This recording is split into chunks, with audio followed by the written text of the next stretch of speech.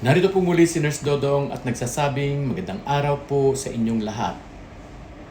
Ano raw po bang pagkakaiba ng heart attack at cardiac arrest? Magandang katanungan yan kasi po madalas talaga sila napagpapalit. Ang heart attack po ay atake sa puso na nangyayari kapag may baradong ugat papunta sa puso. At dahil sa bara, kulang ang oxygen na nakararating sa bahagi ng heart muscle kaya nasisira po ito. May malay pa kadalasan ang tao habang nangyayari kahit na pumasakit. Narito po ang mga karaniwang sintomas, may pananakit o paninikip ng dibdib, sakit na umaabot sa braso, leeg, panga o likod, may pagkahilo, pagsusuka, malamig na pawis.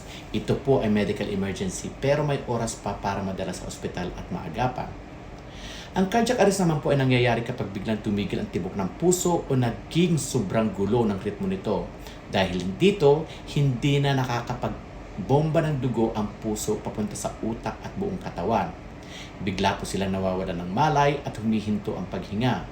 Mas critical po ito kapag walang CPR o defibrillation sa loob ng ilang minuto at pwede po nila itong ikamatay. Simple way para tandaan, ang heart attack ay problema sa tubo. Ito po yung bara sa ugat. Ang cardiac arrest, problema sa kuryente o tibok ng puso.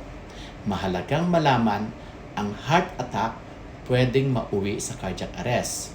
Pero hindi lahat ng cardiac arrest ay galing sa heart attack. Mas maganda kung tayo po ay may kaalaman. Kung may gusto po kayong pag-usapan, comment, like, follow, subscribe lang po at i-share po natin ito. At pakitangkilikin na rin po natin ang aking YouTube channel at TikTok account, Nurse Dodong.